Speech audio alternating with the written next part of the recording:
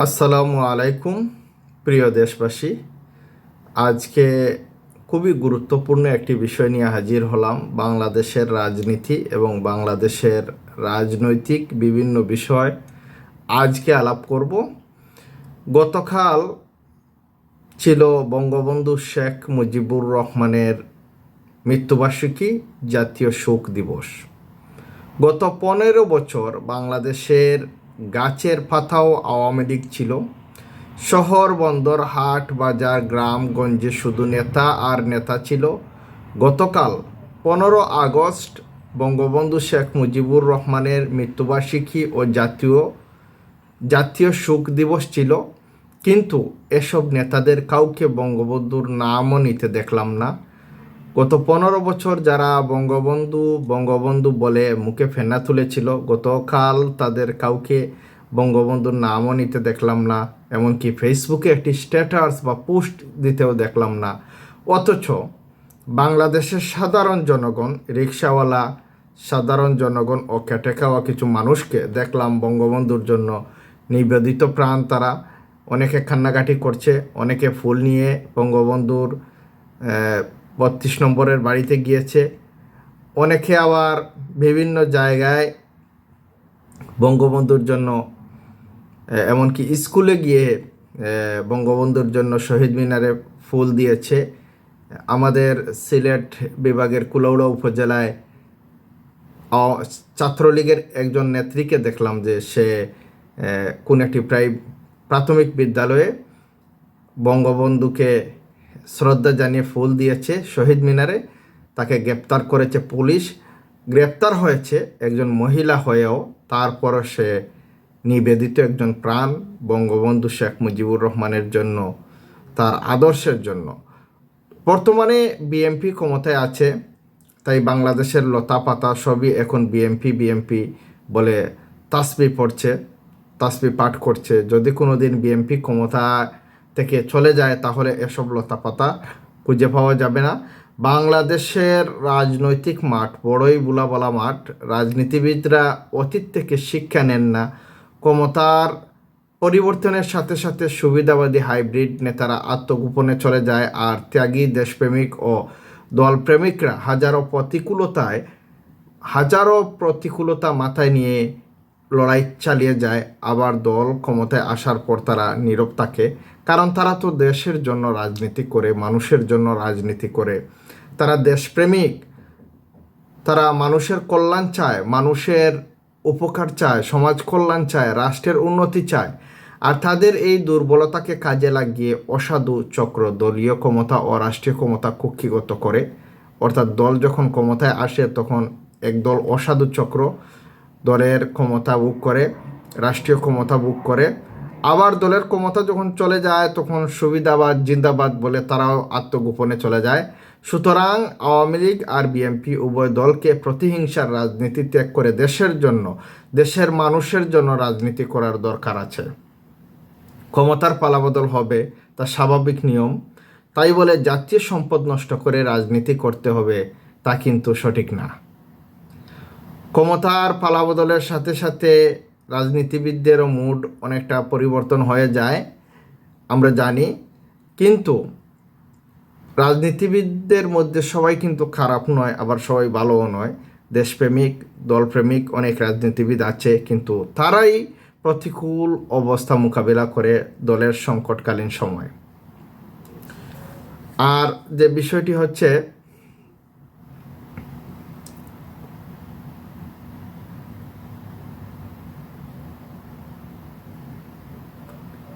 আর প্রতিটি রাজনৈতিক দলের উচিত নিজ নিজ দলের নেতা নির্বাচনের ক্ষেত্রে কঠোর কৌশল অবলম্বন করা, একটু কৌশলী হওয়া। কারণ সৎ ও যোগ্য নেতৃত্বই সঠিক ফলাফল দিতে পারে, দেশের উন্নয়নে, সমাজের উন্নয়নে কাজ করতে পারে। চাটুকার ও বাই বাই বলা নেতারা সময় মতো কাজে আসে না। আসলে ক্ষমতাসীনরা ভুলে যায় আগামীকাল ক্ষমতা যে নাও থাকতে পারে। অনেক সময় ক্ষমতাসীনরা ভুলে যায় আগামীকাল যে ক্ষমতা নাও থাকতে পারে। বাংলাদেশের ইতিহাসে সবচেয়ে কঠিন সময় অতিবাহিত করছে বাংলাদেশ।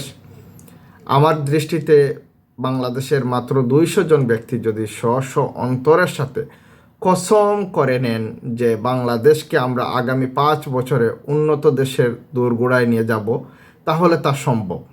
এবং এই 200 জন মানুষ বাংলাদেশকে একটি উন্নত দেশে পরিণত করতে পারবেন।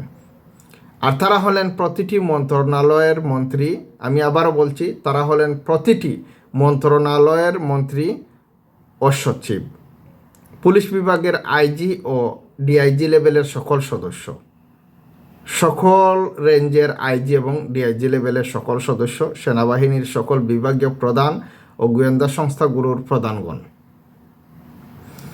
তারা যদি এমনভাবে কঠোর হন যে এক চুল পরিমাণ দুর্নীতি বাংলাদেশের মাটিতে হতে দিব না, অপরাধ ও অপকর্মের চিরবিদায় করে দেব, তাহলে বাংলাদেশ থেকে সকল ধরনের অপকর্ম অপরাধ চিরতরে বিদায় নেবে। তাহলে বাংলাদেশ তার কাঙ্ক্ষিত লক্ষ্যে পৌঁছাতে পারবে। কারণ বাংলাদেশের বাদ বাকি সকল অধীনস্থ রাজনীতিবিদ এবং কর্মকর্তা কর্মচারীরা তাদেরই অধীনে চাকরি করেন অথবা রাজনীতি করেন।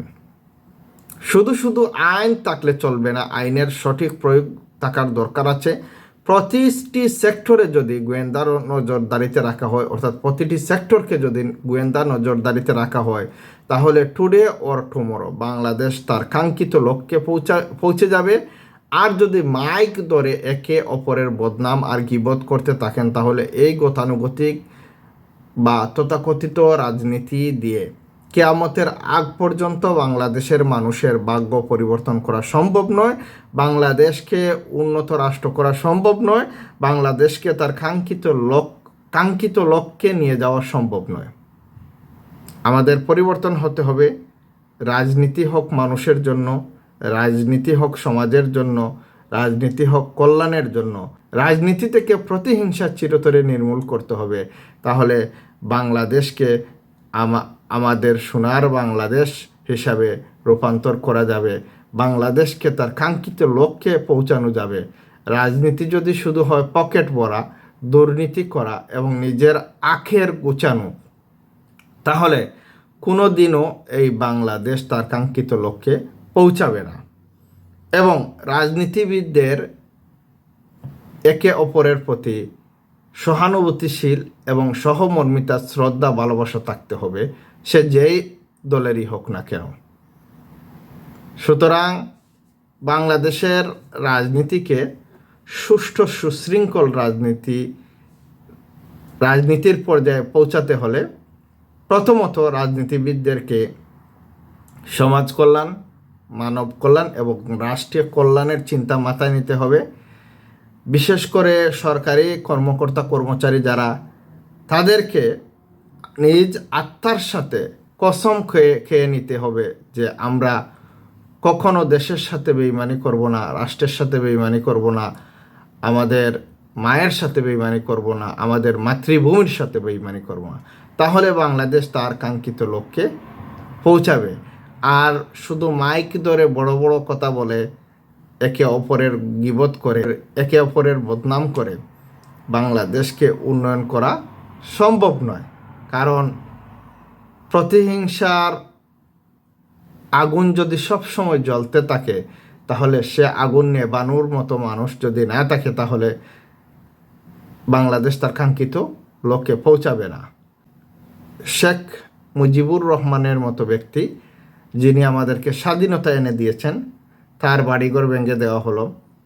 তার বাড়িতে শ্রদ্ধা জানানোর জন্য কেউ গেলে তাকে গ্রেফতার করা হচ্ছে, তাকে মারধর করা হচ্ছে, মবের সৃষ্টি করা হচ্ছে। তাহলে যদি এই অবস্থার প্রতিহিংসা বাংলাদেশে থাকে, তাহলে বাংলাদেশ কি উন্নত রাষ্ট্রে পরিণত হবে? উন্নয়নশীল রাষ্ট্রে তো হবে না। আজকে বাংলাদেশের সংকট আর সংকট আর সংকট। এই সংকটের প্রধান কারণ হচ্ছে প্রতিহিংসা এবং আমাদের একে অপরের প্রতি শ্রদ্ধাবোধ না থাকার কারণে আজকে আমরা এত সংকটময় জীবনযাপন করছি। সুতরাং সবার প্রতি অনুরোধ, আমরা সবাই প্রতিহিংসা ভুলে বাংলাদেশের কল্যাণে, মানুষের কল্যাণে, সমাজের কল্যাণে কাজ করতে হবে।